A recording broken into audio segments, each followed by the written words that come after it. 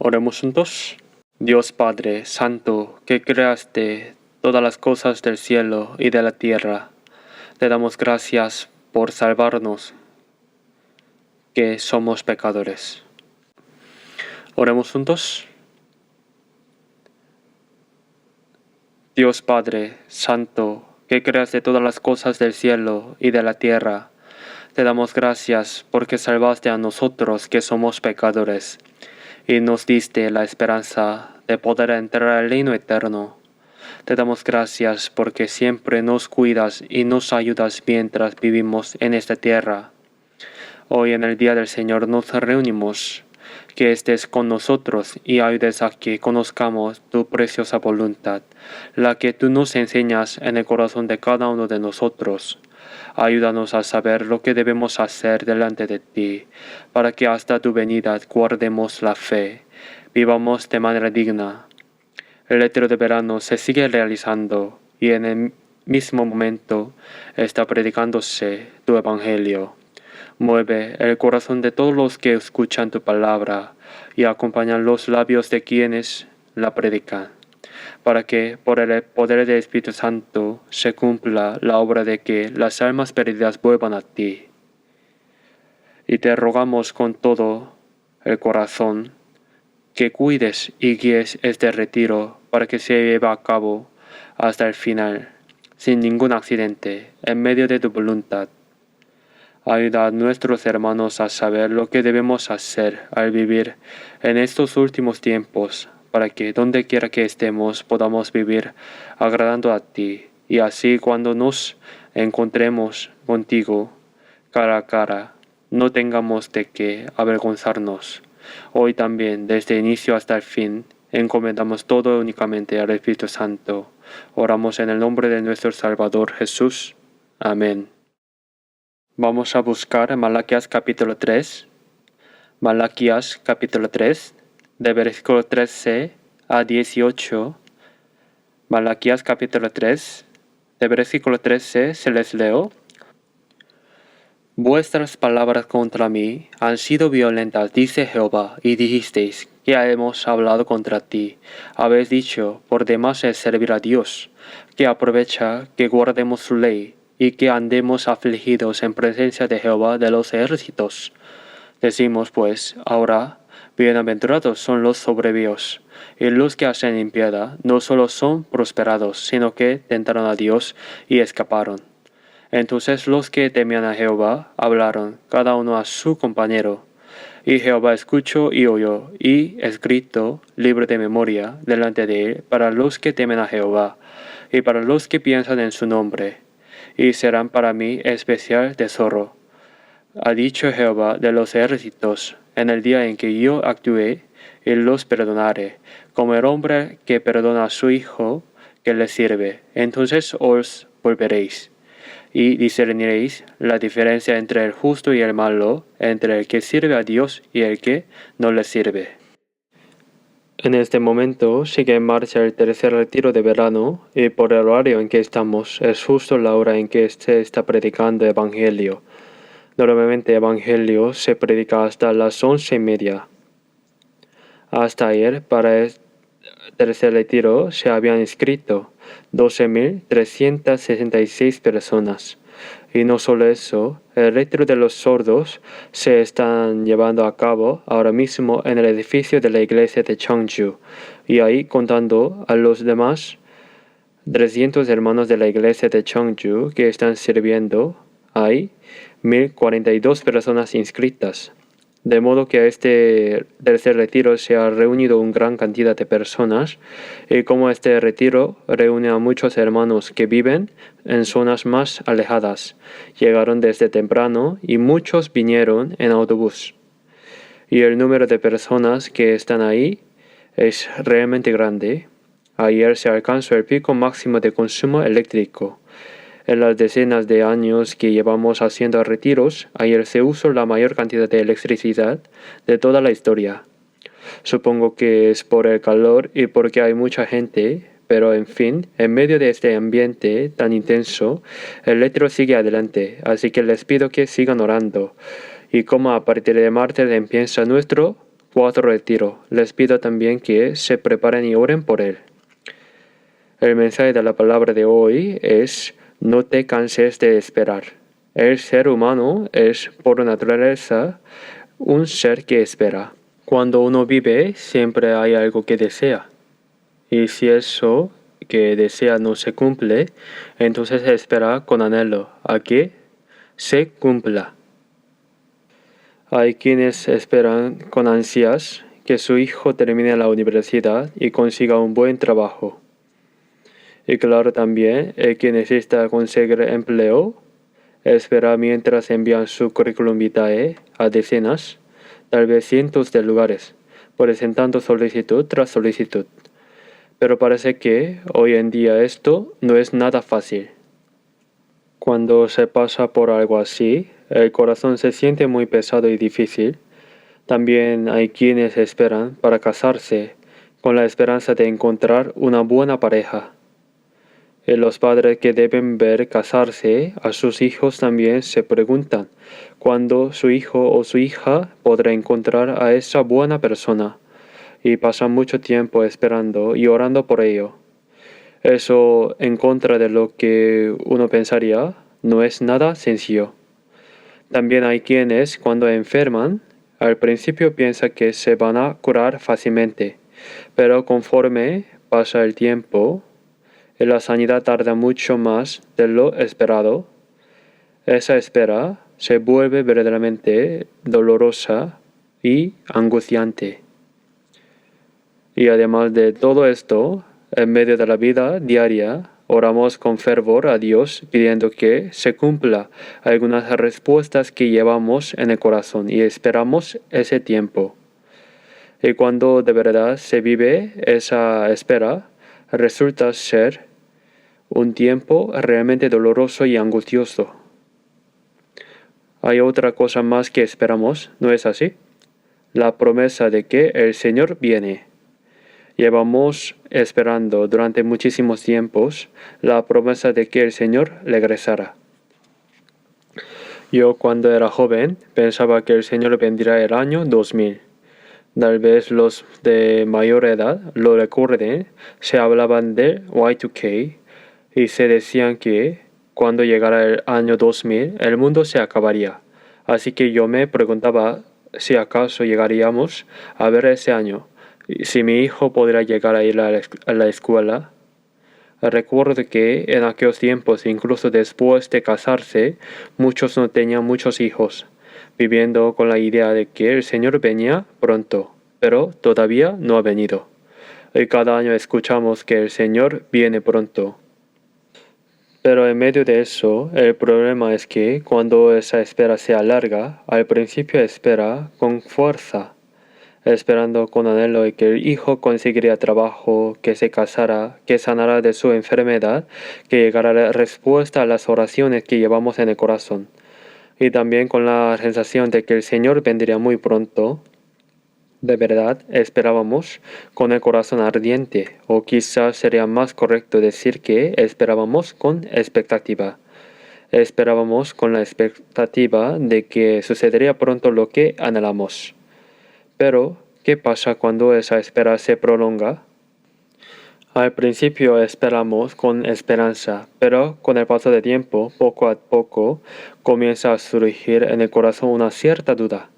¿De verdad va a suceder? ¿De verdad llegará ese momento? Eso pone a prueba nuestra fe. Pone a prueba la fe. Y aunque hay quienes, en medio de esa fe y con paciencia, hacen todo y resisten bien, también hay quienes, cansados de esperar, terminan abandonando ese lugar, abandonando el lugar de la fe. El problema que hoy quiero examinar es exactamente esto: el problema de la época de Malaquías. Los hermanos de Malaquías son creyentes que vivieron unos 400 años antes de que Jesús viniera, pero estos creyentes de la época de Malaquías se habían alejado bastante de la fe. Primero vamos a ver versículo 14, voy a leer versículo 13. Vuestras palabras contra mí han sido violentas, dice Jehová, y dijisteis que hemos hablado contra ti. Dios dice que en la época de Malaquías, ustedes, sus creyentes, es decir, el pueblo de Israel, dijeron palabras violentas, palabras que no eran buenas contra Dios, y aún así respondían, ¿cuándo hicimos eso? ¿Con qué palabra te hemos ofendido? Dicen. Y sigamos con el versículo 14. Habéis dicho, por demás es servir a Dios, que aprovecha que guardemos su ley, y que andemos afligidos en presencia de Jehová de los ejércitos. Esto es lo que decían el pueblo de Israel en la época de Malaquías. Decían que servir a Dios era en vano, que no tenían sentido, y que de nada servir guardar los mandamientos de Jehová de los ejércitos y vivir con el corazón oprimido. Viviendo bajo su palabra, atravesamos precauciones, dificultades, cosas que hay que resolver. Y entonces se preguntaban, ¿de qué servía vivir así? ¿Es una voz de fe o una voz alejada de la fe? Es una voz alejada de la fe. En el versículo 15 dice eso. Decimos pues, ahora bienaventurados son los soberbios, y los que hacen impiedad no solo son prosperados, sino que tentaron a Dios y escaparon. Es decir, estos creyentes de la época de Malaquías, el pueblo de aquel tiempo decían que en su época a los soberbios les va mejor, que a los que hacen el mal les va bien. ¿Qué le pasa al malvado? Que vive mejor, que prospera más, y que al que tienta a Dios en vez de castigo, ¿qué le pasa? Que se libra del castigo, y al contrario le va bien. Es decir, estaban hablando de una manera totalmente alada de la fe. Y si vemos Malaquías capítulo 1, encontramos que los sacerdotes que ofrecían sacrificios a Dios se habían corrompido. Al presentar el sacrificio delante de Dios no traían animales limpios y buenos, sino los ciegos, los cojos. Entonces Dios les dice, llévenle eso mismo a su gobernador, a ver si lo acepta. Un gobernador enviado desde Persia, es decir, no era el rey de Israel, sino un gobernador enviado por Persia, una nación extranjera. Dios les dice, llévenle a ese gobernador algo ciego, algo cojo, en resumen, algo malo, a ver qué pasa. Cuando uno le lleva algo a un gobernador, ¿debe llevarle algo bueno o algo malo? Si le llevas algo malo, hasta podrías morir por eso. Hay que llevarle lo bueno. Pero a Dios le ofrecían cualquier cosa, sin cuidado. En el capítulo 3 encontramos otras cosas más, no diezmar. ¿Qué les dijo Dios? Que estaban robando lo que era suyo. ¿Cuándo le hemos robado a Dios? Preguntaron. Era por el diezmo. En una palabra, la fe de los creyentes de la época de Malaquías, del pueblo de Israel de aquel tiempo, era, como dirían hoy, una crisis total. Estaban completamente derrumbados, en un estado de colapso espiritual absoluto. Entonces, los creyentes de Malaquías eran, desde el principio, personas de fe mala, de raíz podrida. No, de ninguna manera. Al contrario, sus padres, sus abuelos, tenían una fe realmente admirable. Le pasemos brevemente la historia de Israel. Estamos en el año 606 a.C. Hace 2600 años, en el 606 a.C., antes de Persia estaba en Babilonia. El rey Nabucodonosor de Babilonia invade Israel y le quita a Israel su soberanía, pero en ese momento no lo destruye por completo, sino que pone un rey títere y se retira. En ese momento se lleva cautivos a algunos de la familia real de la nobleza. ¿Quién fue una de esas personas llevadas cautivas en aquel entonces? Daniel. ¿En qué año? En el 606 a.C. Recuérdenlo bien. En el año 606 a.C. y luego, después de eso, invade 2 veces más. En total, Nabucodonosor invade 3 veces. Y en la segunda invasión se lleva esta vez a varios artesanos y técnicos. Uno de ellos es el profeta Ezequiel. Es decir, Daniel era hijo de una familia noble y fue llevado en el 606. La segunda vez se llevan al profeta Ezequiel, que probablemente era uno de esos técnicos. Pero aún así, como Israel seguía resistiendo y sin obedecer al rey Nabucodonosor, en el año 586 a.C., exactamente 20 años después de 606, invade por tercera vez. En el año 586, invade por tercera vez y destruye por completo a Israel, es decir, a Judá del sur, y arrasa por completo por el templo. El profeta que estaba activo en ese momento fue Jeremías. Pero Jeremías no fue a Babilonia, le ofrecieron llevarlo a Babilonia y tratarlo bien, pero Jeremías no aceptó ir. Babilonia dejó solamente al pueblo más miserable, más pobres, y arrasó con todo, derribó por completo el templo, y luego se retiró. Desde este momento, la tierra de Israel, Judea del sur, Jerusalén, quedó completamente en ruinas. El que se quedó ahí hasta el final, llorando mientras escribía la escritura, fue Jeremías. Por eso existe el libro de Lamentaciones de Jeremías. Lamentaciones significa cantos de tristeza.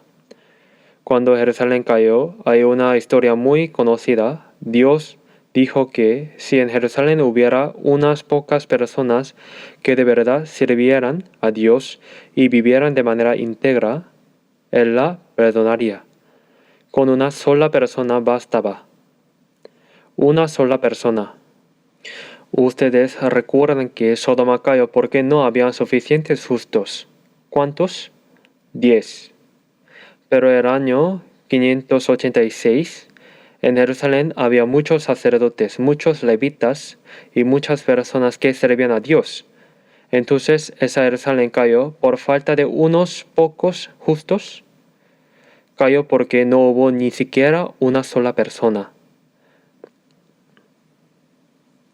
Y después de eso fueron llevados cautivos a Babilonia, y ahí el profeta Jeremías, alrededor del año, hace una profecía verdaderamente sorprendente. ¿Cuál era la profecía? Dice que ustedes no vivirán para siempre en la tierra de Babilonia, sino que volverán a la tierra de Israel. Y dice que regresarán después de ciertos números de años. ¿De cuántos? De 70 años. Si a 606 le restamos 70, ¿cuánto da? 536. Los años antes de Cristo se cuenta hacia atrás, así que el 536.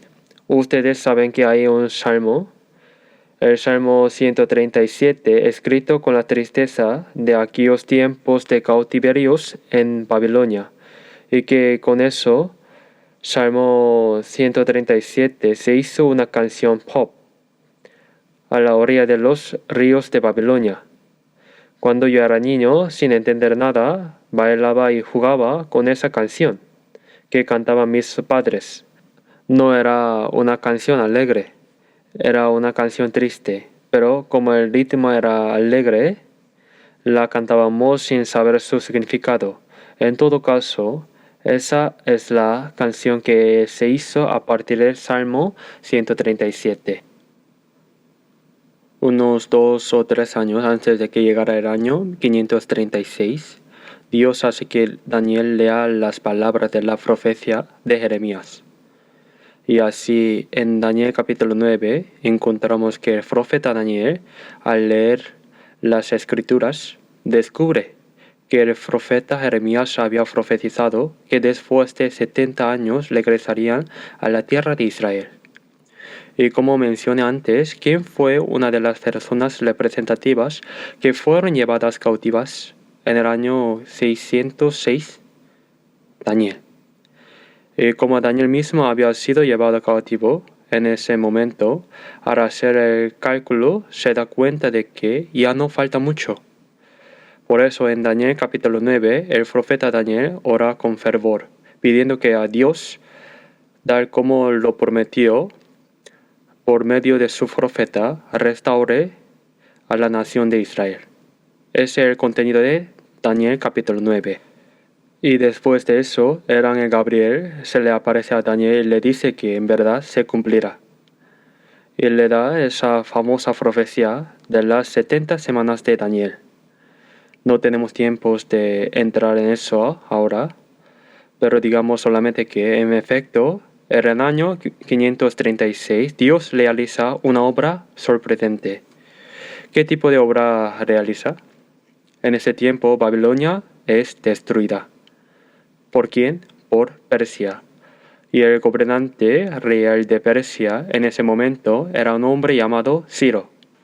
Ciro, a quien también se le llama Quirus, al principio pone brevemente como rey a su suegro Darío, mientras él mismo era general, y finalmente cuando Ciro se convierte en rey, emite un decreto. ¿Qué decreto emite? Que la nación que gobierna al pueblo de Israel ha cambiado y ahora es Persia.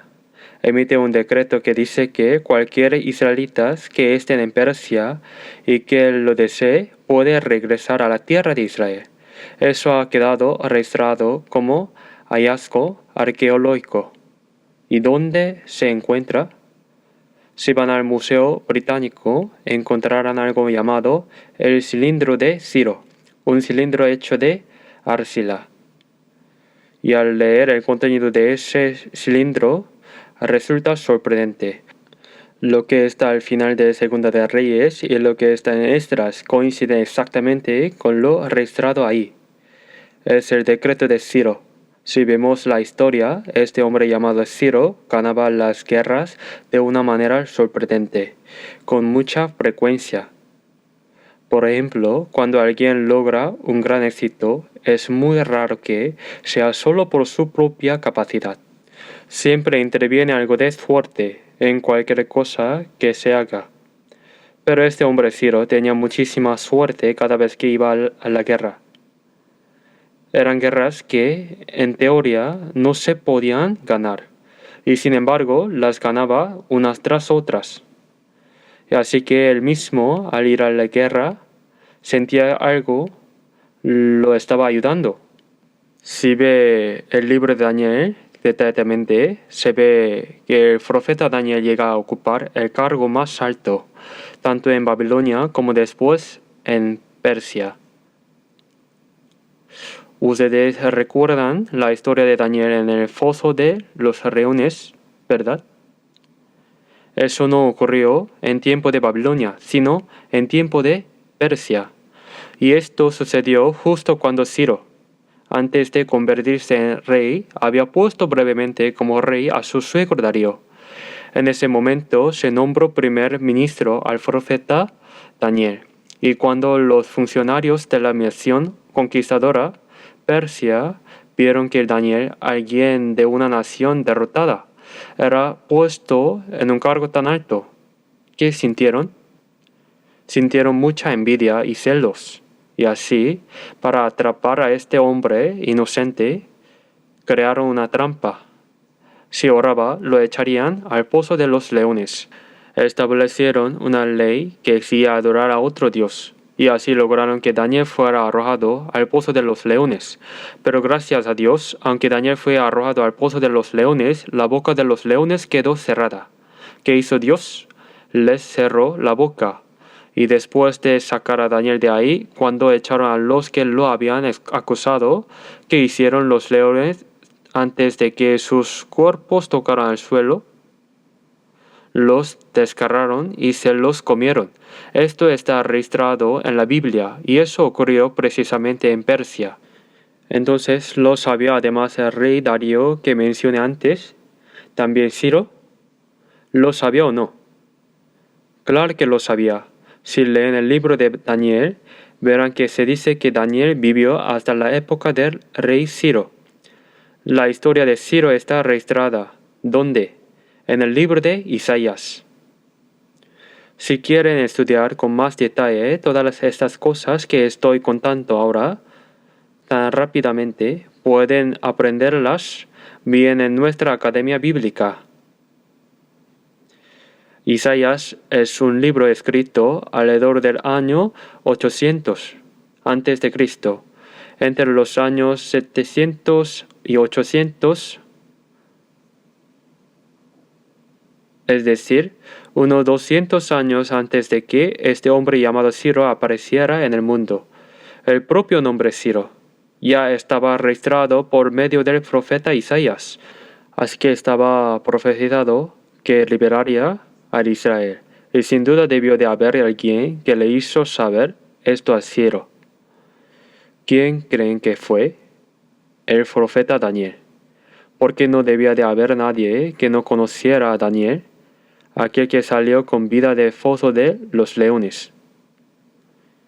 En ese entonces, incluso los reyes de las naciones extranjeras, ¿qué hicieron todos ellos? Reconocieron a Dios. Hay una frase que leí en un libro en el pasado y que me conmovió profundamente el corazón. Daniel no fue un predicador. El profeta Daniel no fue un predicador, pero hizo que todos los pueblos y todos los reyes de las naciones extranjeras se arrodillaran delante de Dios.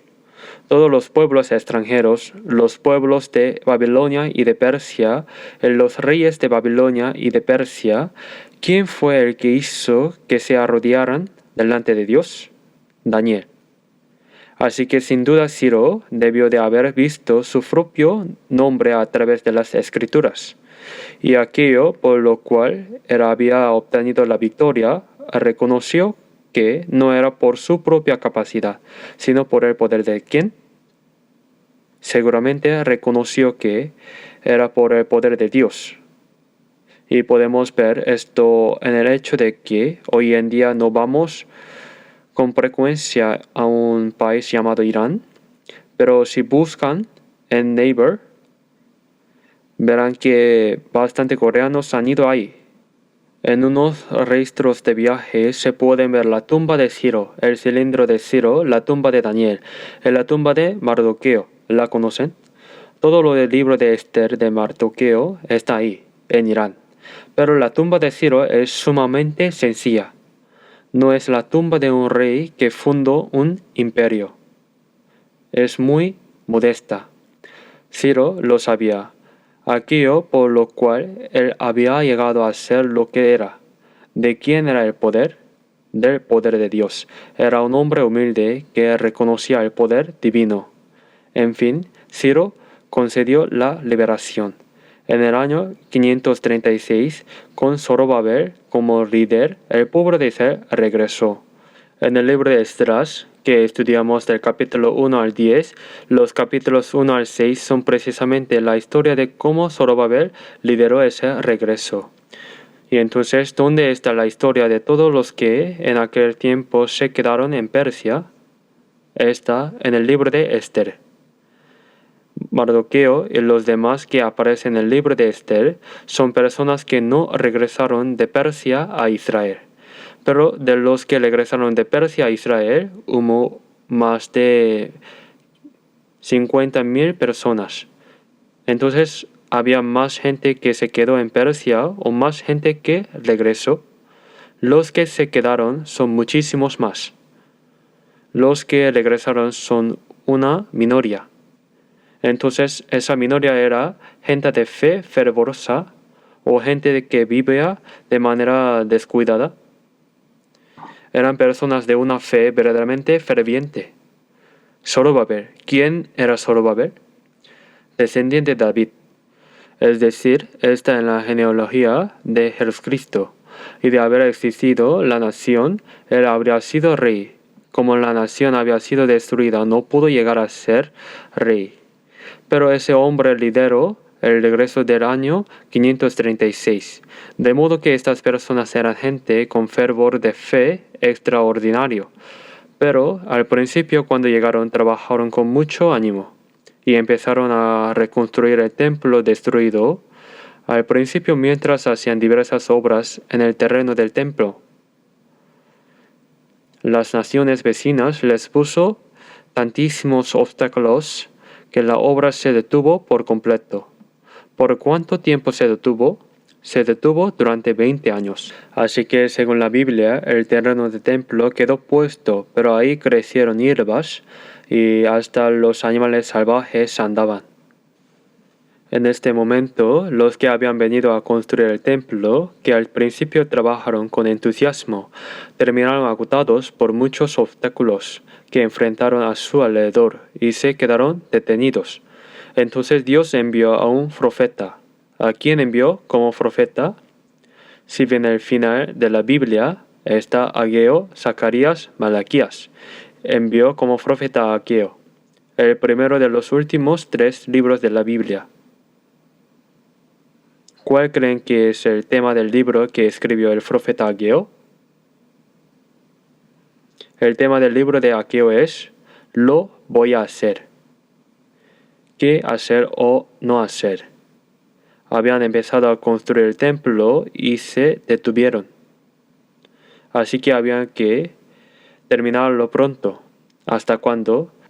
Si uno lee el libro de Ageo, encuentra que Dios les habla a personas que en vez de construir el templo, se dedicaron a arreglarse sus propias casas y se distrajeron con otras cosas.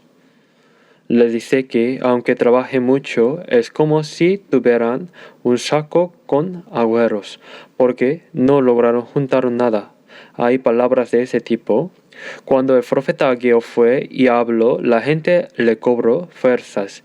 Y luego el profeta Zacarías, más o menos en el mismo periodo, también fue y habló. Y la gente volvió a cobrar ánimo y terminó de construir el templo. Habían regresado en el año 536. Así que 20 años después, ¿en qué año estamos? En el 516. En el año 516 se completó el segundo templo, el templo de Zorobabel. Sé que habla de números da un poco de dolor de cabeza, pero en fin, unos 500 años antes de que Jesús viniera, se completó el templo. Y aquellas personas vivieron entonces una vida de fe con una pasión extraordinaria. ¿Por qué? Porque en el profeta Ageo y sobre todo en el profeta Zacarías se encuentran registradas profecías sobre el Mesías. Está escrito que sus pies se posarán sobre el monte de los olivos, al oriente de Jerusalén, que se partirá de este a oeste, que fluirán agua, y que nuestro Señor Jesús regresará al monte de los olivos en los últimos tiempos. ¿Y dónde está la profecía que dice que el Mesías entrará por la puerta dorada? Esa puerta que está cerrada está en Zacarías. Y no solo eso, la profecía de que Jesús entraría montado sobre un polino, un burrito, ¿dónde está también? Está escrita en Zacarías. Está escrito que así será el día de Jehová, que sobre todos los que atacaron Jerusalén vendrá una plaga. Mientras la persona sigue de pie, los ojos se le pudren por dentro y la lengua también.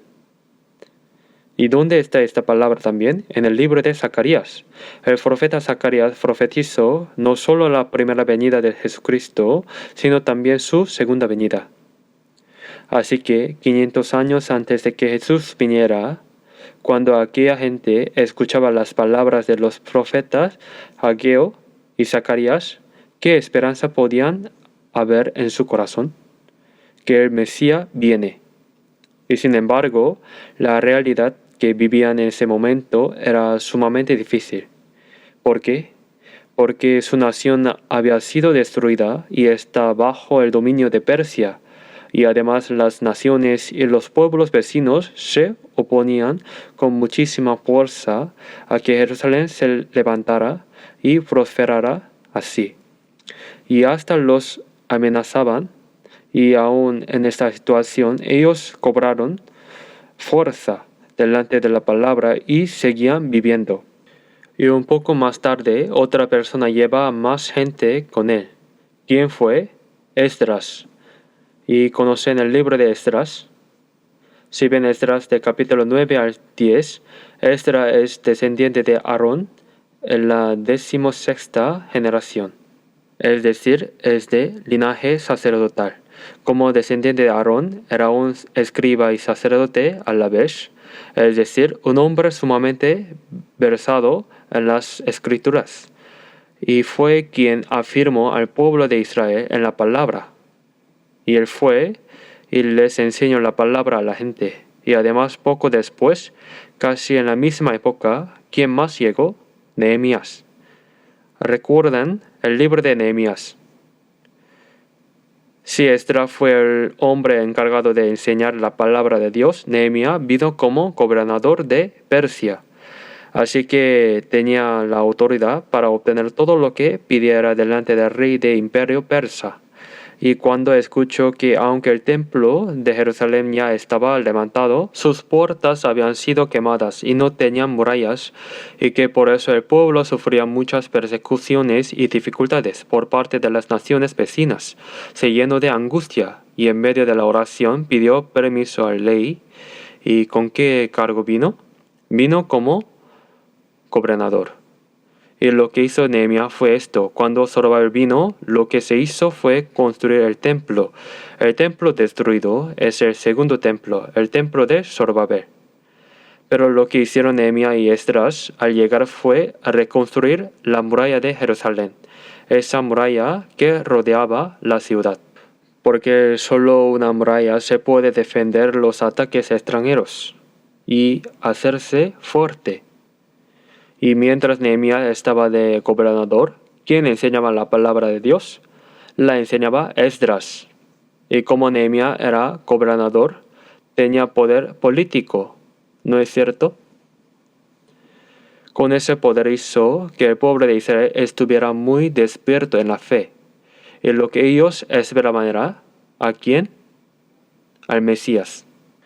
La expectativa de que el Mesías vendría se mantuvo hasta más o menos el año 450. Es decir, desde Zorobabel pasando por Esdras y Nehemías. Durante esa época, durante 2 o incluso 3 generaciones, la gente vivió en medio de circunstancias difíciles, pero vivió con fervor en la fe. Pero después, seguramente Esdras también murió y Nehemías también murió. Y entonces, ¿cómo eran los creyentes de la época de Malaquías? El pueblo de Israel de la época de Malaquías.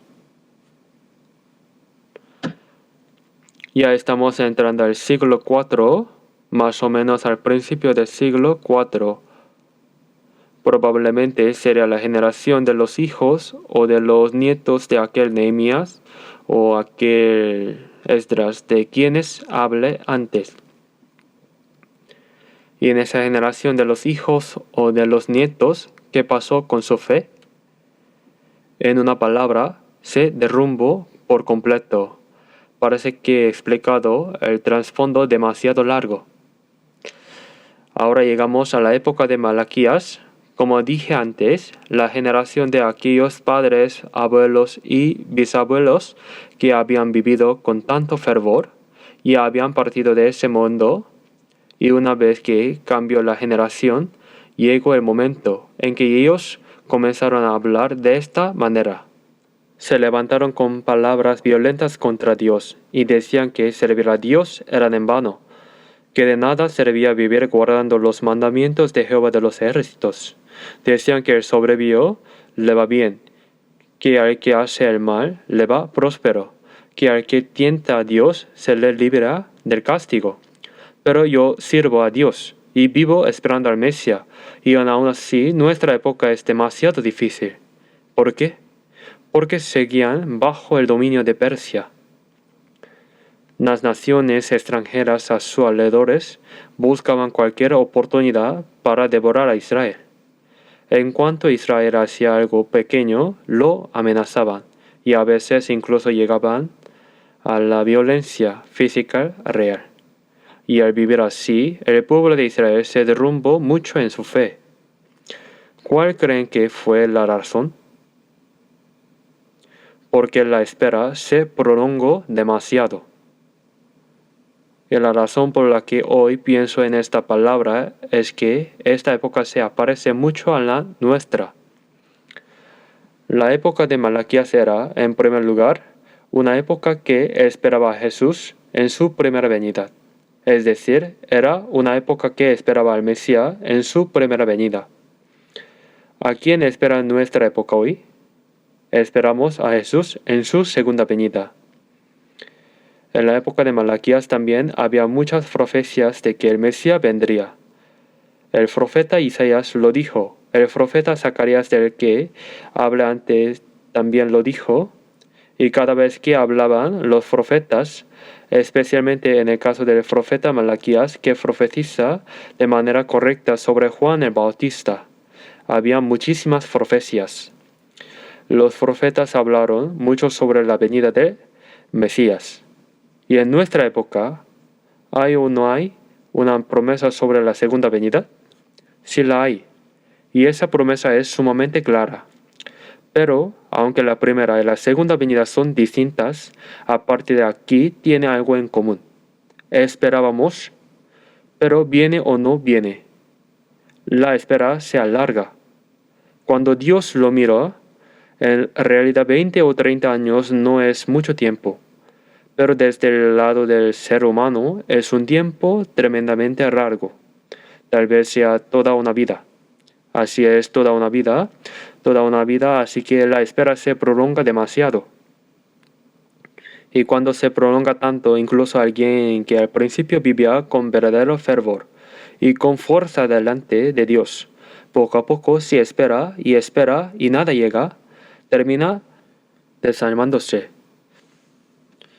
Cuando éramos jóvenes, tuvimos un solo hijo cada uno, pero con el paso del tiempo, uno tras otro comenzaron a traicionar esa decisión.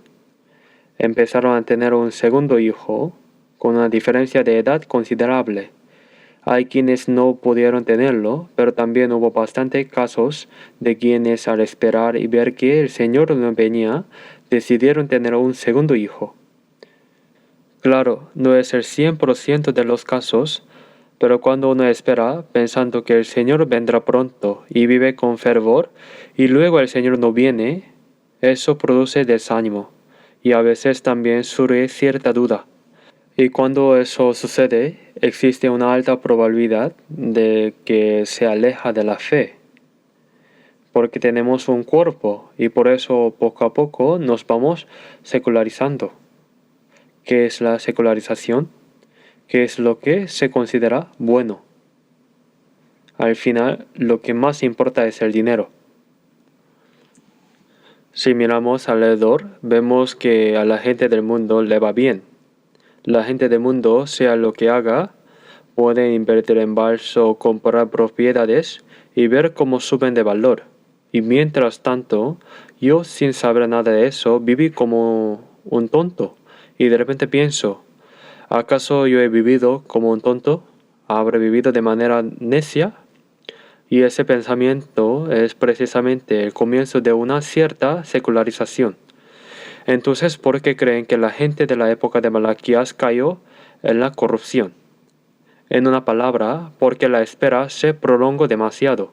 Como dije antes, en el año 536 comenzaron a regresar, y aunque al principio fue difícil, construyeron el templo, y aunque también fue difícil, vinieron Esdras y luego Nehemías, y también construyeron la muralla.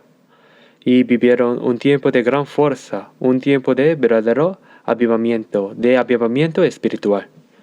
Pero cuando ese periodo de avivamiento terminó y todos aquellos fueron partiendo hacia la presencia del Señor, los hijos que quedaron, al ver que la espera se alargaba tanto, comenzaron a ver la realidad frente a sus propios ojos.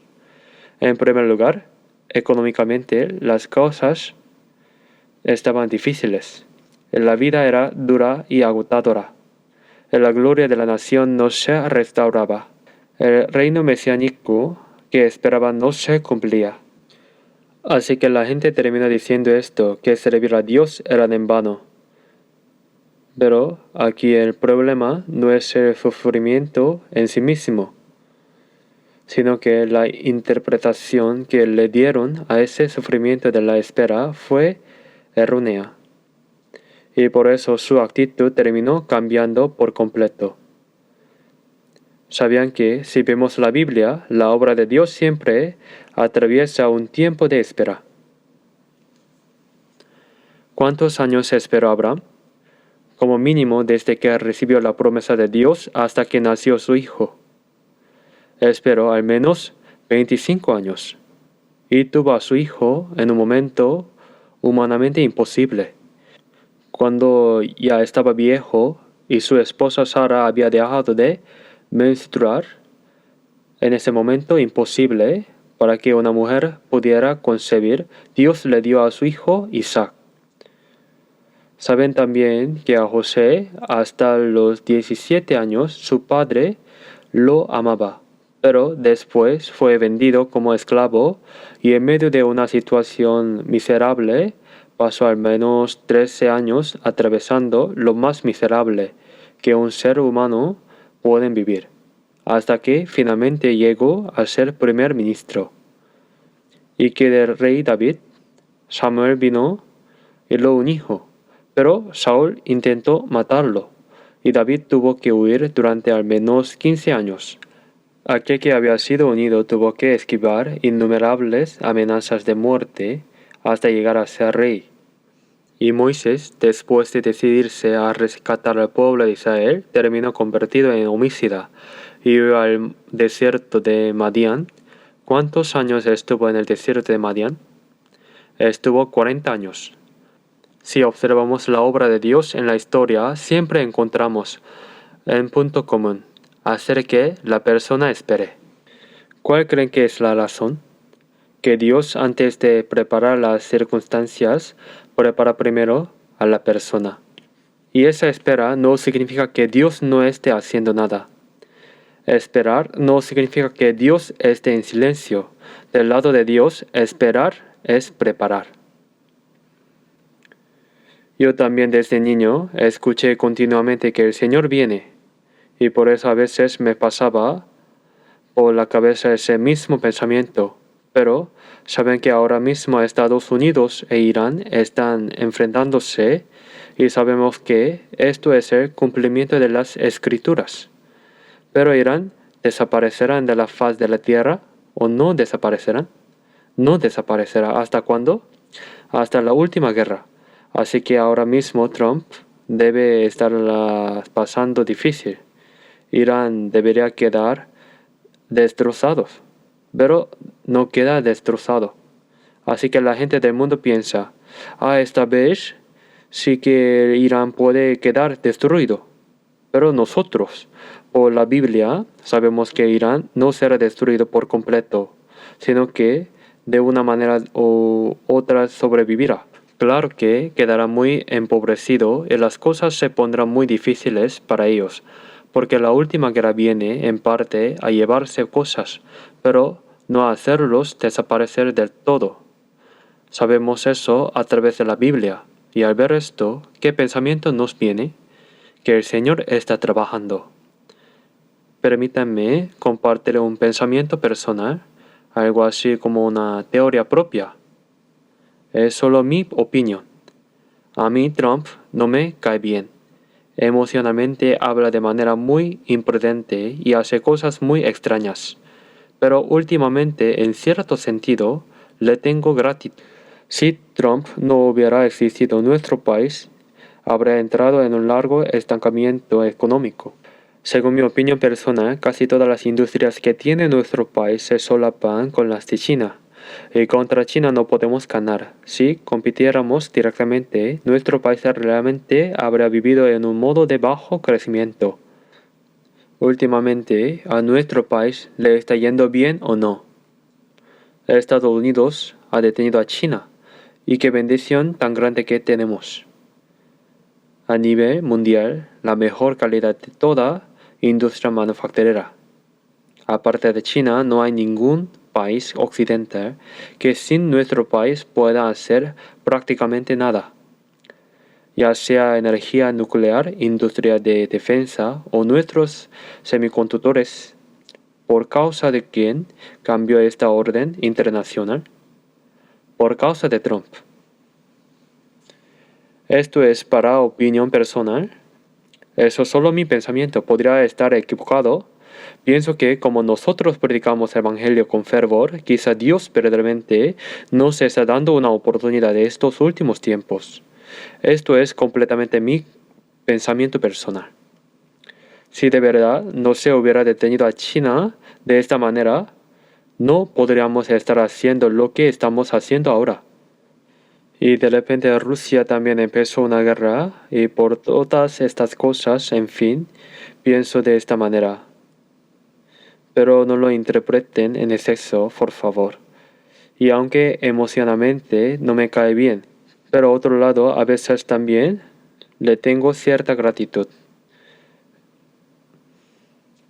Disculpen, quizá haya alguien a quien le guste Trump. Es simplemente mi opinión personal. Pero en fin, si lo vemos bien, esto que llamamos espera casa mucho. ¿No es cierto?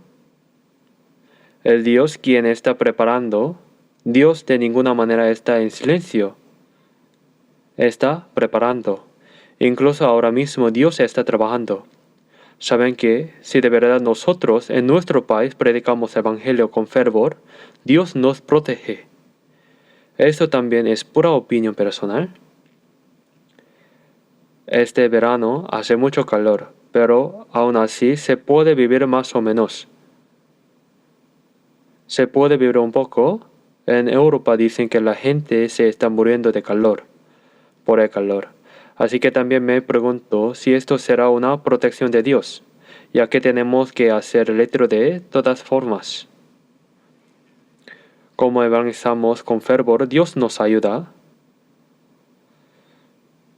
Y aunque pueda parecer que tiene sentido, en cualquier caso, Dios nos protege y nos cuida para que podamos predicar el Evangelio. En estos últimos tiempos, Dios está trabajando, y como todavía hay personas a quienes se les debe predicar el Evangelio y evangelizar, por eso Dios espera un poco más. Y otra de las razones por las cuales la gente de la época de Malaquías se derrumbó de esa manera es que sentía que a los malos les iba bien. Vamos a buscar Malaquías capítulo 2, versículo 17. Habéis hecho cansar a Jehová con vuestras palabras y decís, ¿en qué le hemos cansado? En que decís, cualquiera que hace mal agrada a Jehová, y en los tales se complace, o si no, ¿dónde está el Dios de justicia?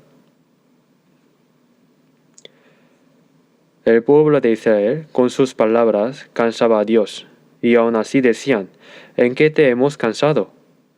¿Y en qué lo cansaban?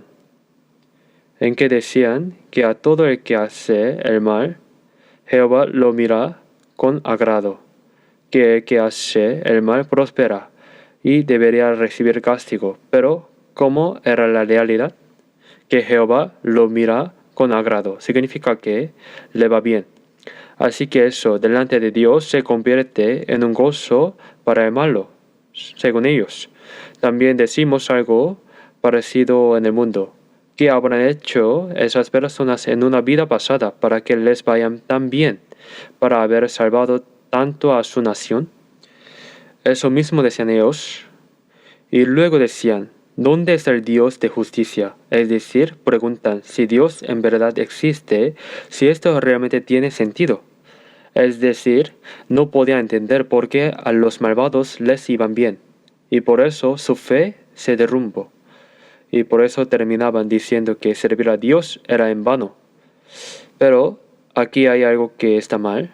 Cuando uno se decepciona, que viene después, viene el resentimiento. La decepción trae resentimiento y cuando el resentimiento se agrava, uno se vuelve cínico. Y poco a poco se vuelve indiferente hacia Dios. Y luego todo se vuelve mera formalidad. porque de todos modos hay que cumplir, y al final se termina cayendo en la corrupción, decepción, resentimiento, cinismo, indiferencia, fe meramente formal, y de ahí a la corrupción. Y ese es el camino. Ese fue el camino de la gente de la época de Malaquías. ¿Por qué creen que fue así? En la época de Malaquías, si lo resumimos en pocas palabras, se derrumbaron en varios frentes. Y en primer lugar se derrumbó el sacrificio. En el capítulo 1 vemos que traían animales enfermos, animales cojos. Al presentar el sacrificio delante de Dios, había que ofrecer una ofrenda. Si tenían ovejas, cabras o vacas, ofrecer las mejores les dolían. Les parecía un desperdicio.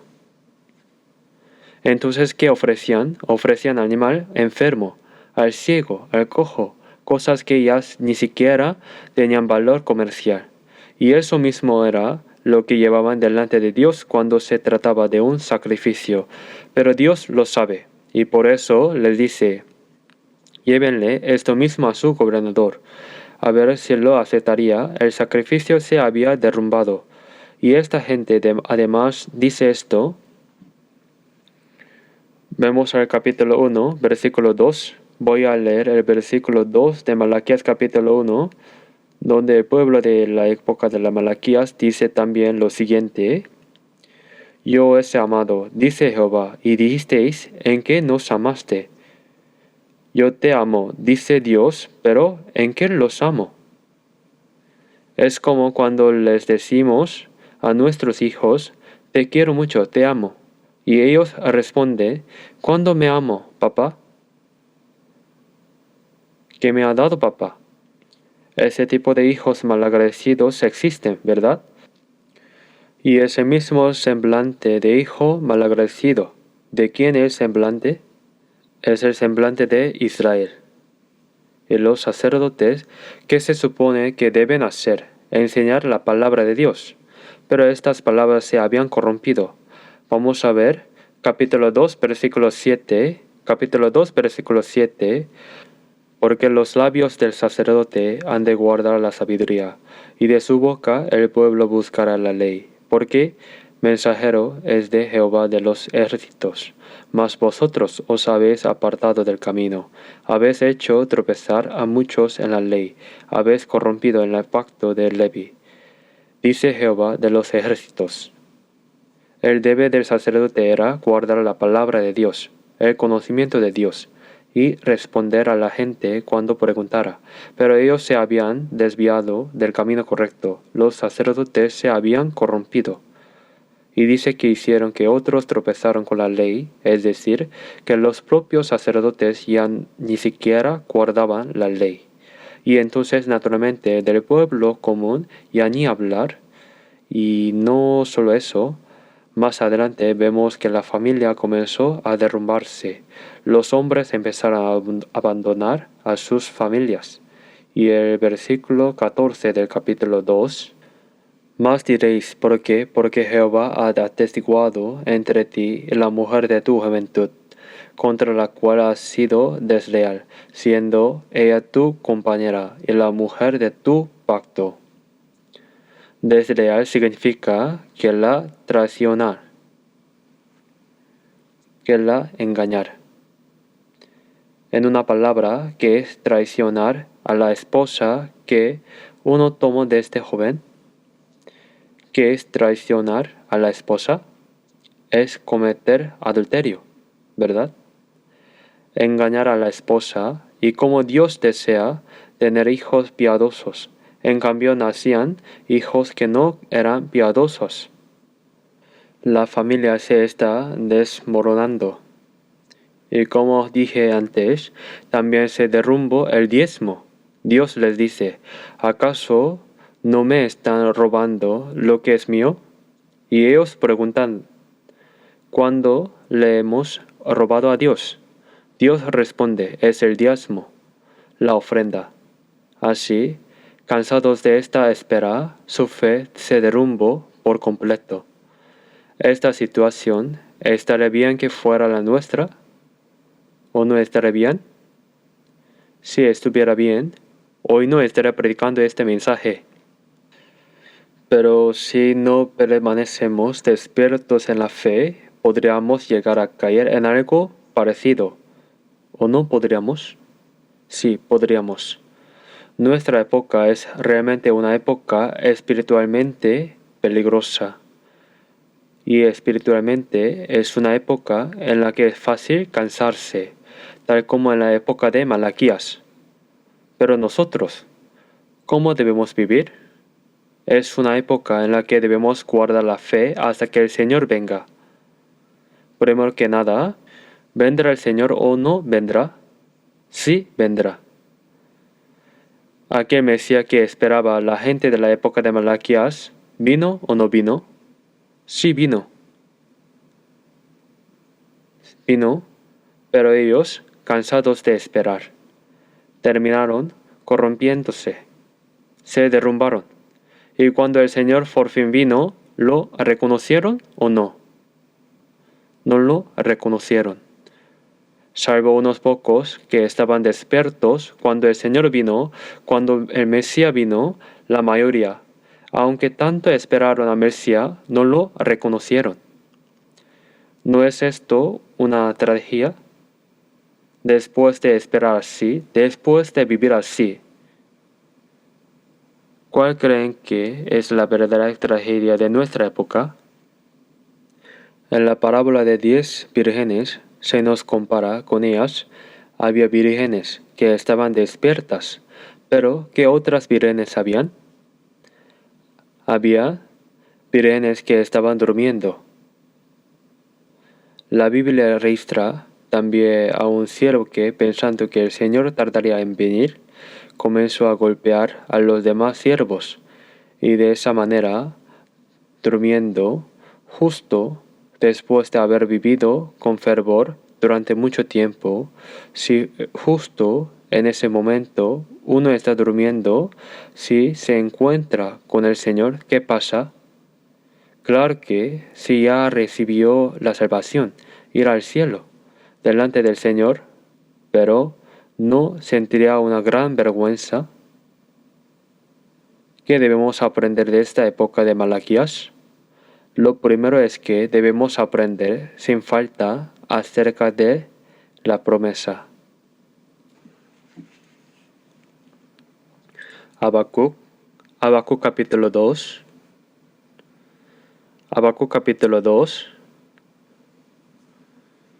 Voy a leer los versículos 2 y 3.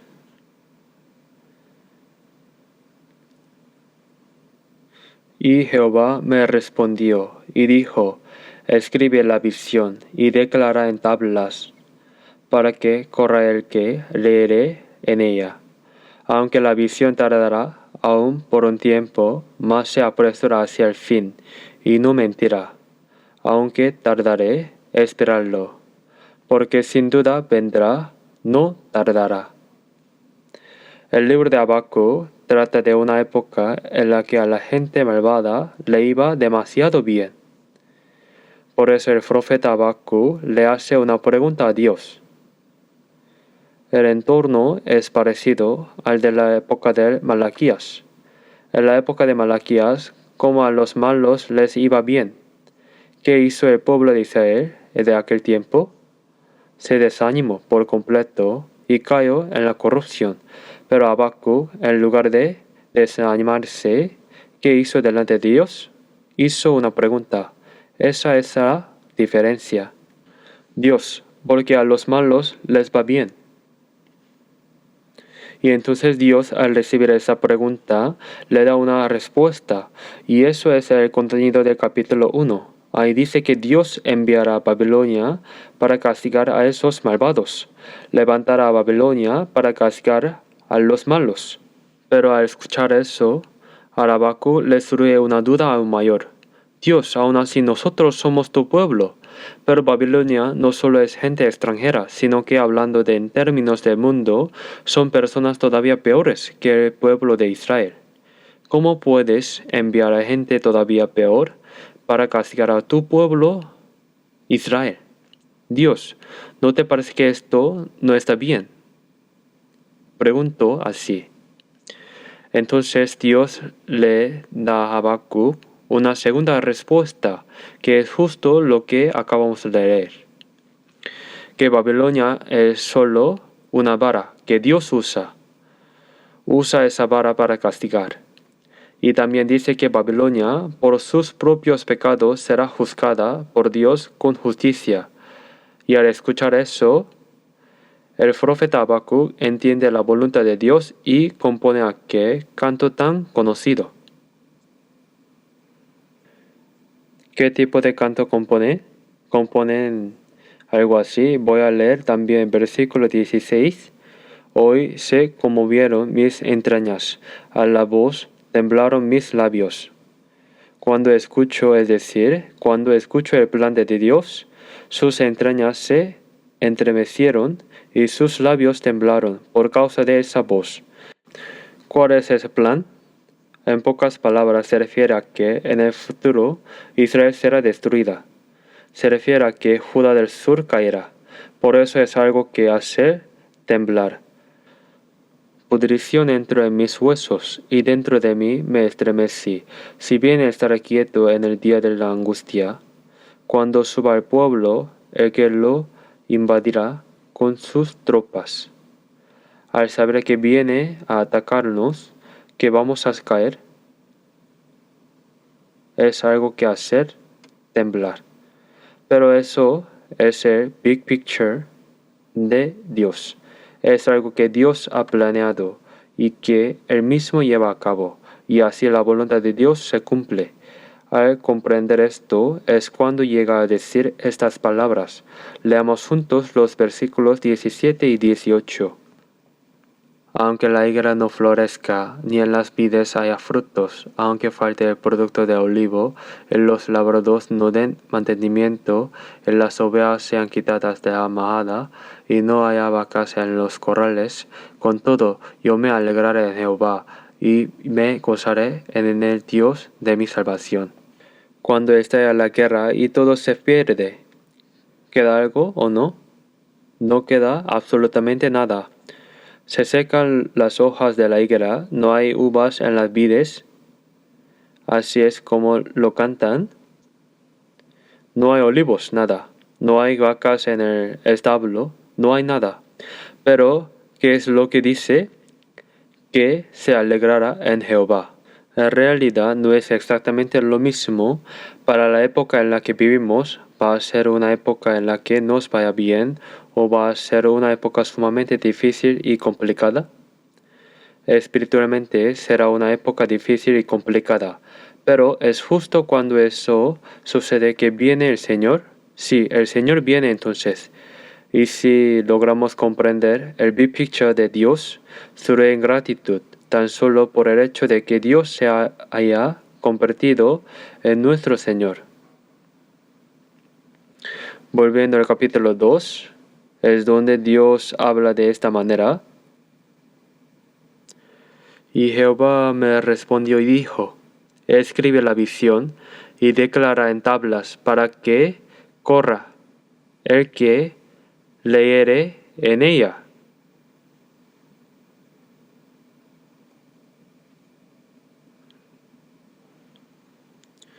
Aunque la visión tardará aún por un tiempo, mas se apresura hacia el fin y no mentirá, aunque tardaré esperarlo, porque sin duda vendrá, no tardará.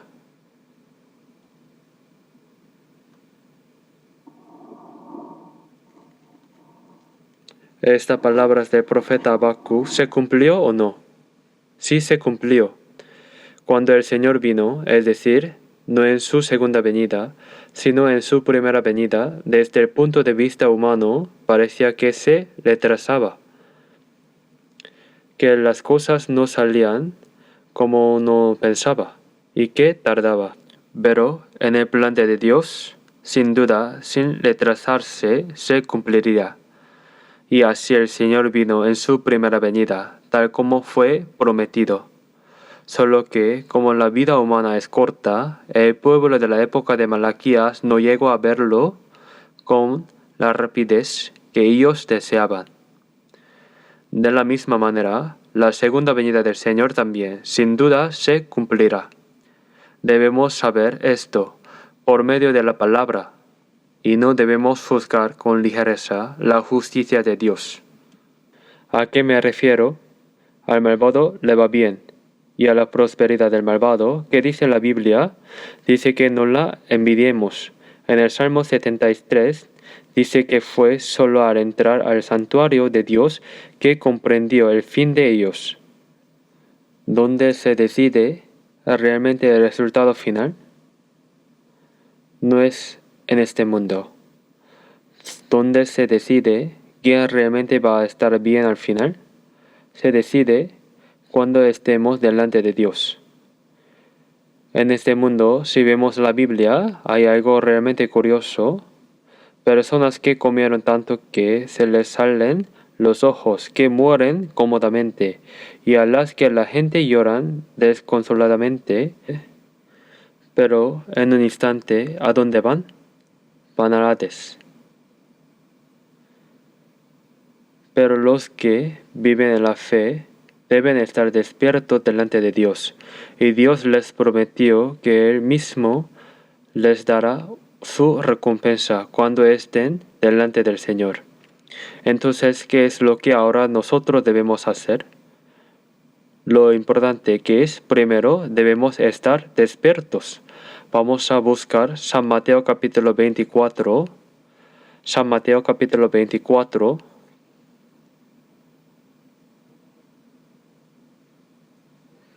De versículo 40 a 44. Se les leo.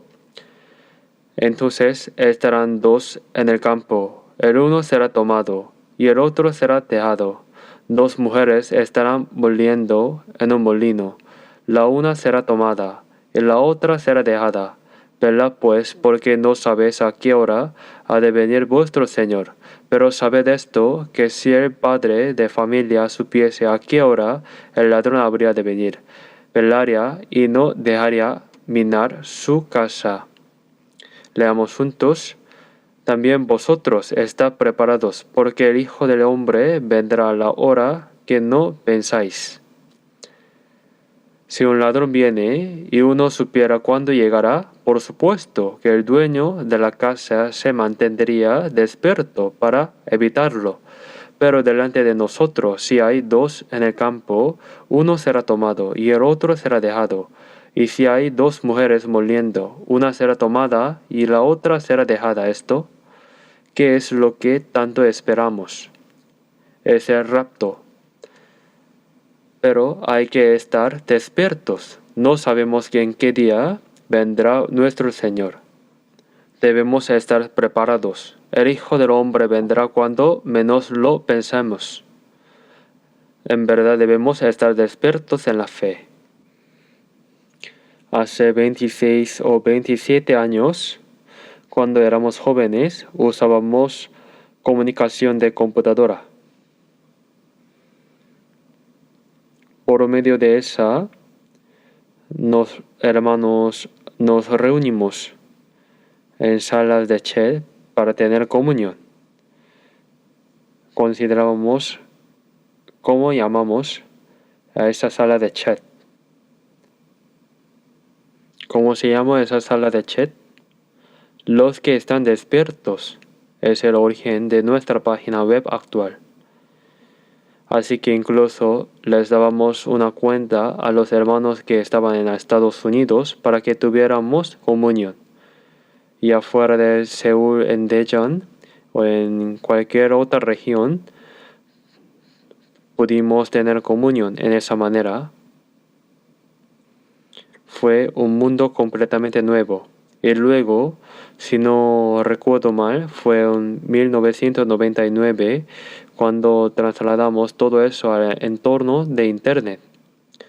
Así ese espacio de comunión que habíamos creado para los hermanos se llamó Los que están despiertos.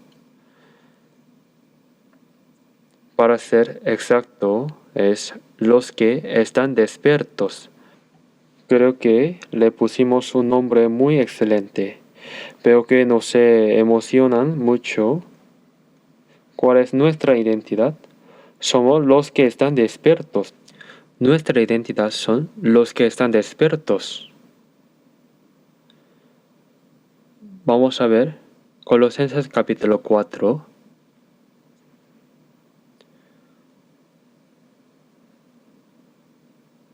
Colosenses capítulo 4, versículo 1.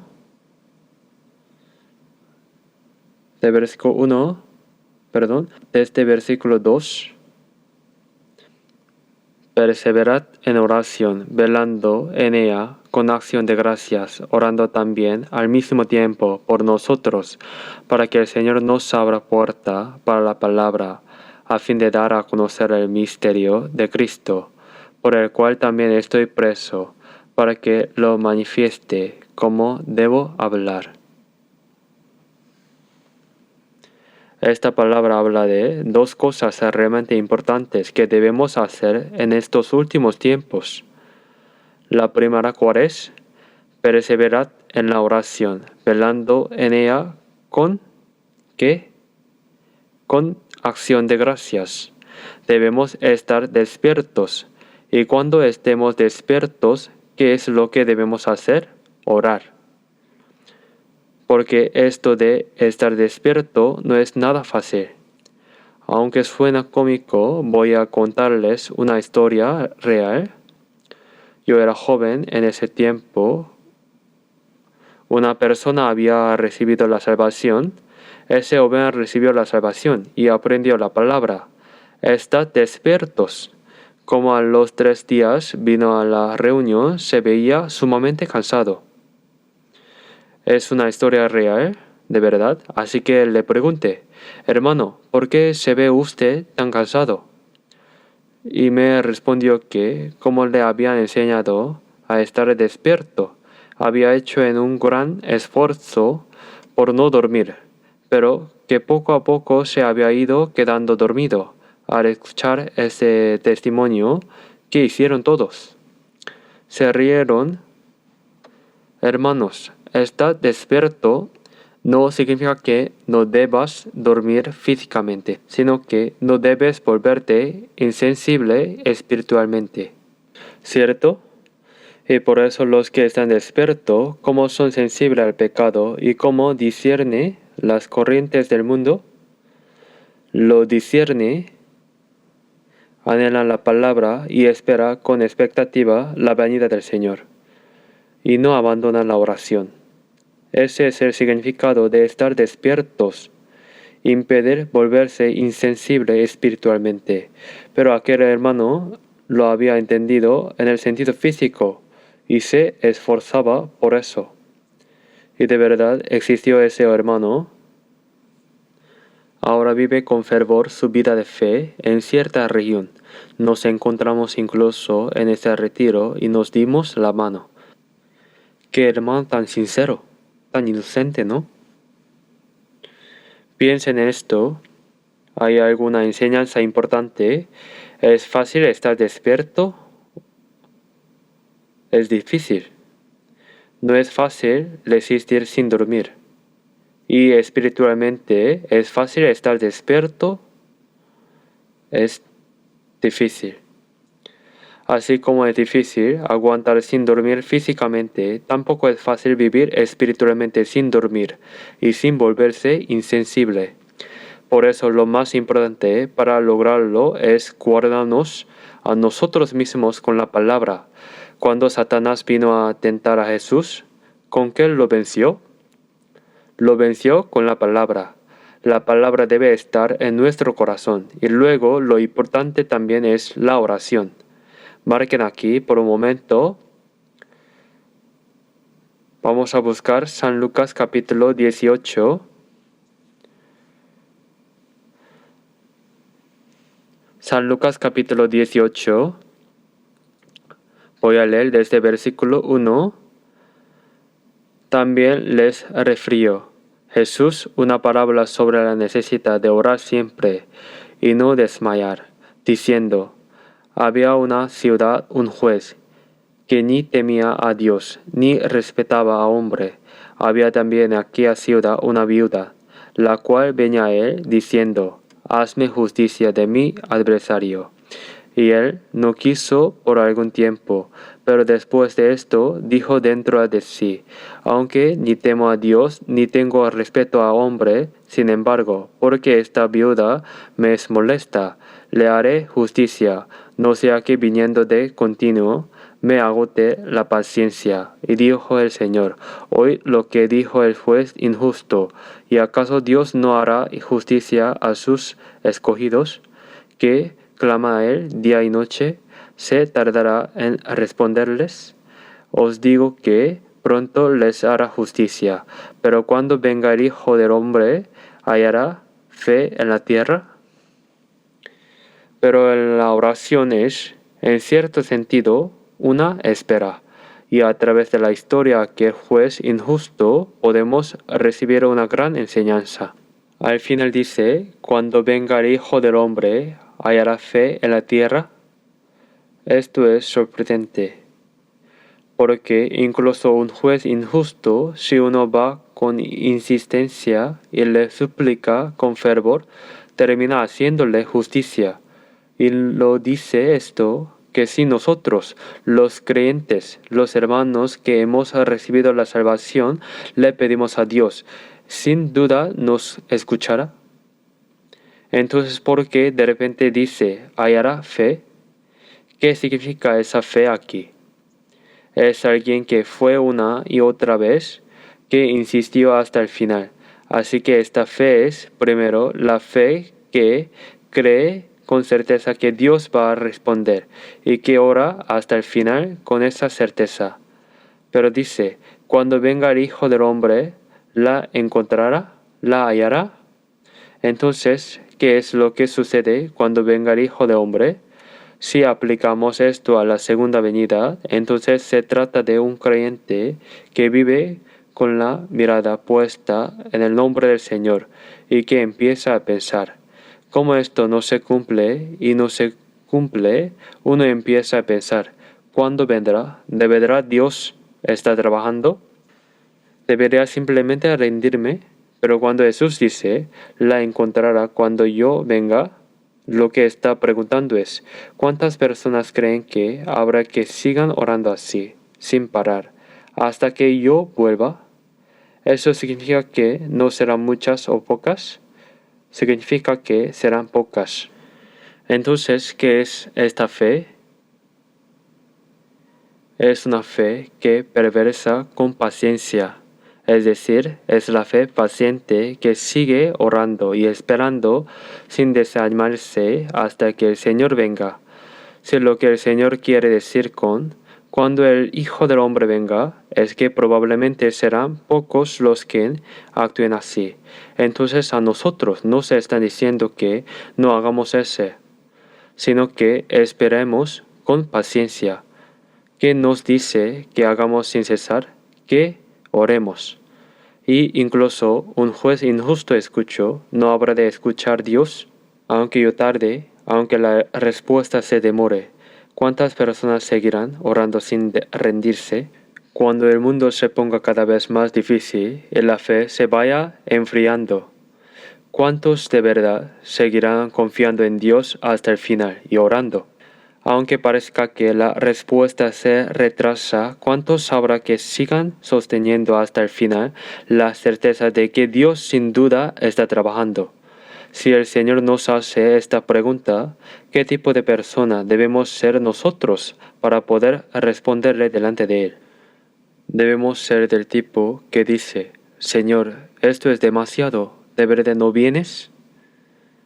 O, aunque la respuesta se retrase, tendré una fe que sigo orando. Señor, aunque tenga que esperar mucho tiempo, tendré una fe que no se desanima. Señor, aunque el mundo se vuelva más malvado, tendré una fe no dudar de ti.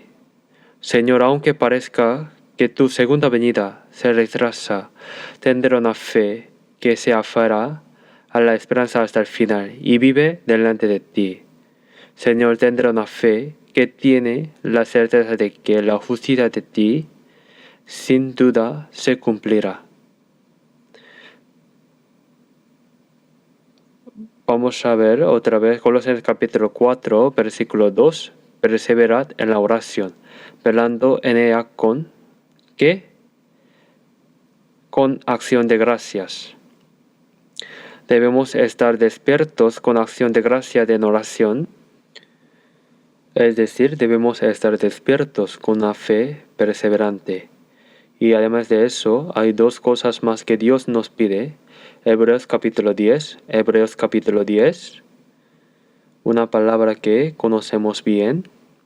Versículo 24 y 25, leamos juntos. Y considerémonos unos a otros para estimularnos al amor y a las buenas obras, no dejando de congregarnos como algunos tienen por costumbre, sino exhortándonos, y tanto más, cuanto veis que aquel día se acerca. Considerémonos unos a otros para estimularnos al amor y a las buenas obras. Como dice, anímense unos a otros. Si de verdad se vive con fe, hay muchos momentos de soledad. También hay muchos momentos dolorosos y angustiantes. Aunque sin duda hacemos el bien, muchas veces no recibimos ni un buen trato, ni agradecimiento por parte de la gente, e incluso somos rechazados. Y aún así, ¿qué debemos hacer los unos con los otros? Considerarnos unos a otros y respecto a las buenas obras que hemos hecho, ¿qué debemos hacer? Y no dejar de congregarnos como algunos tienen por costumbre, sino al contrario, exhortarnos y hacerlo con mayor fervor cuanto más veamos acercarse ese día. Esforcémonos por congregarnos, hacer el bien unos a otros, animarnos mutuamente y esforzarnos por reunirnos. Esto es lo que debemos hacer en estos últimos tiempos. Y otra cosa importante, ¿cuál es? Volvamos a ver Colosenses capítulo 4. Colosenses capítulo 4, un poco más adelante, voy a leer a partir de versículo 3, orando también al mismo tiempo por nosotros, para que el Señor nos abra puerta para la palabra, a fin de dar a conocer el ministerio de Cristo, por el cual también estoy preso, para que lo manifieste. ¿Cómo debo hablar? Es una palabra que nos dice que hagamos. ¿Cuál es la razón por la que seguimos vivos en esta tierra? ¿Cuál es la razón por la que el Señor todavía no ha venido? Porque todavía queda gente que necesita escuchar esta palabra. Esa es la razón, ¿no es cierto? Si no quedara nadie que necesite escucharla, ya no tendríamos razón para seguir aquí. Cuando el Señor nos llame, con gratitud podríamos simplemente decir amén e irnos. Pero, en una palabra, debemos animarnos unos a otros hasta que el Señor venga, esforzarnos por congregarnos y una vez reunidos, ¿qué es lo que debemos hacer? Evangelizar. Evangelizar es algo que debemos hacer con esfuerzo, juntos, evangelizar juntos. Cuando vamos a los retiros hay muchísimas historias conmovidas, hay historias entrañables, y traer a la gente con tanto esfuerzo, preparando todo con tanto empeño, y aún así muchas veces por falta de alojamiento tenemos que pedir disculpas, aunque hacemos todo lo posible. Un hermano joven me dijo algo así: Pastor, ¿por qué nunca hay alojamiento para los hermanos jóvenes? Y cuando le pregunté por qué decía eso, me explicó que primero se les da lugar a los que evangelizan, luego a las hermanas, y entre los hermanos primero a los mayores, luego a la generación de los padres, y que en cambio se supone que los jóvenes se las arreglan solos, y que eso no significa que simplemente se acuesten sin más, sino que se les dice que haciéndolo así recibirán una recompensa. Y a mí me da un poco de pena solo poder decir eso. Pero en fin, para poder evangelizar a una persona más, todos nos esforzamos juntos, servimos juntos y hacemos cosas que en el mundo probablemente nunca habríamos hecho. Recoger basura, mover cosas de un lugar a otro, sudando, todo eso se hace con el propósito de evangelizar. Entonces lo que nosotros debemos hacer en esta época es precisamente eso. Y a las personas que hacen bien ese trabajo, ¿Dios las recordará o no? Sí, las recordará. Volvamos otra vez a Malaquías capítulo 3. Malaquías capítulo 3. Los versículos 14 y 15 del capítulo 3, como vimos antes, había personas que hablaban de una manera alejada de la fe. Pero incluso en esa misma época, sin duda había personas que vivían delante de Dios con fe verdadera. Voy a leer a partir del versículo 16. Entonces los que temían a Jehová hablaron cada uno a su compañero, y Jehová escuchó y oyó, y fue escrito el libro de memoria delante de él, para los que temen a Jehová, y para los que piensan en su nombre, y serán para mí especial tesoro. Ha dicho Jehová de los ejércitos, en el día en que yo actúe, y los perdonaré, como el hombre que perdona a su hijo que le sirve. Incluso en la época de Malaquías, aunque hubo tanta corrupción, tanta desánimo, tanta seculaciones, aún en medio de todo eso, sin duda hubo personas que conservaron la fe de esperar a Dios, de esperar a Mesías.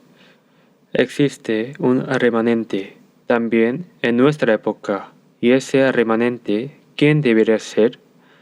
Debo ser yo. En la época de Elías, cuando todos se habían ido tras Baal, y Elías, al ver que la reina Jezabel quería matarlo, sintió que todo había terminado. ¿Qué le dijo Dios? Le dijo que había guardado a 7,000 que no habían doblado rodillas ante Baal. Hay un remanente. En nuestra época también hay ese remanente. Debe haberlo. Y en ese remanente, ¿quiénes deben estar? Ustedes y yo debemos estar ahí. Eso es lo que dice, que los que temen a Jehová hablan cada uno con su compañero, se piden oración unos a otros, tienen comunión, se gozan juntos, y Dios lo escucha todo. ¿Y qué hace Dios con eso? Lo escucha todo. Y para los que temen a Jehová y para los que piensan con respeto en su nombre, ¿qué hace delante de Jehová en ese libro de memoria? Lo escribe, lo ha escrito. Cuando lleguemos delante del Señor, todo aquello por lo que tuvimos comunión con fervor, todo aquello por lo que pedimos oración delante de Dios, todas estas historias que oramos delante de Dios, cuando no había nadie más, quedarán registradas delante de Dios, ¿o no? Sí quedarán. Y Dios lo dijo, Jehová de los ejércitos ha dicho, en el día que yo he señalado, los haré mi especial tesoro. ¿Qué será ese especial tesoro del que aquí se habla? ¿Conocen las joyas? ¿Les gustan las joyerías? Cuando van a una tienda de joyas, a una tienda de donde venden piedras preciosas, ¿cómo se les ven los ojos? Las joyas son hermosas. En el texto original, esa palabra especial tesoro es precisamente joya. Y Dios dice que a esas personas las convertirán ¿en qué? En su joya. Las convierte en un tesoro especial. en una joya. Y si tiene una joya, la dejan por ahí sin cuidado o la guardan con sumo cuidado. La guardan con sumo cuidado, la miran, la limpian, la protegen para que no se pierda, la tratan con estima. Y si de repente desapareciera, la buscarían por todas partes. A mí me pasó algo así ayer. Estaba haciendo algo, hablando sin darme cuenta, y caminando ya estaba lejos de mi cuenta de que no tenía el reloj en la muñeca. ¿Dónde se me quedó? ¿Qué problema? ¿Se me habrá caído? Pero al llegar a la oficina, ahí estaba, exactamente en mi lugar. Y en esos pocos minutos, en los que pensaba dónde podría haber ido, sentí una angustia muy grande. Claro, comparando con una joya es algo de un valor mucho menor, pero para mí es algo realmente valioso. Y para ustedes también, ¿verdad? Ustedes también tienen cosas valiosas. Y a esos creyentes, ¿en qué los convierte Dios? ¿En qué convierte a lo más precioso en una joya? Y entonces ustedes volverán y discernirán la diferencia entre el justo y el malo, entre el que sirve a Dios y el que no le sirve. ¿Saben qué es lo último que se registra en este libro de Malaquías? Al final mismo del Antiguo Testamento, en Malaquías, se registra algo sobre Juan el Bautista, el que prepara la venida de Jesús, el que prepara el camino. Veamos el final del capítulo 4, voy a leer los versículos 5 y 6. He aquí, yo os envío el profeta Elías, antes que venga el día de Jehová, grande y terrible. ¿Quién es el profeta Elías de que se habla aquí? Es Juan el Bautista. ¿Qué hacía el Juan el Bautista? Era la persona que guiaba a la gente hacia Jesús. Así que termina con la profecía de que el Mesías vendrá. ¿Con qué creen que termina el final de nuestra Biblia, el Apocalipsis? Vemos el último capítulo del Apocalipsis, versículo 20 y 21. Leamos juntos. El que da testimonio de estas cosas dice, ciertamente vengo en breve. Amén. Sí, ven Señor Jesús. La gracia de nuestro Señor Jesucristo sea con todos vosotros. El Antiguo Testamento termina con la historia de Juan el Bautista, quien prepara la venida del Señor en su primera venida. Anunció que el Señor vendría, y todo el Nuevo Testamento, es decir, toda la Biblia entera, ¿con qué termina el final? Amén. Sí, ven Señor Jesús, ciertamente vengo en breve. Amén. Ven Señor Jesús. Termina con la promesa de que el Señor viene otra vez. En nuestra época, aunque humanamente haya partes difíciles y complicadas, el Señor tal como lo prometió sin duda vendrá. Deseo de corazón que nosotros guardamos la fe hasta el final y que cuando estemos delante del Señor seamos creyentes que no duermen, los que están despiertos. Eso es lo que debemos hacer.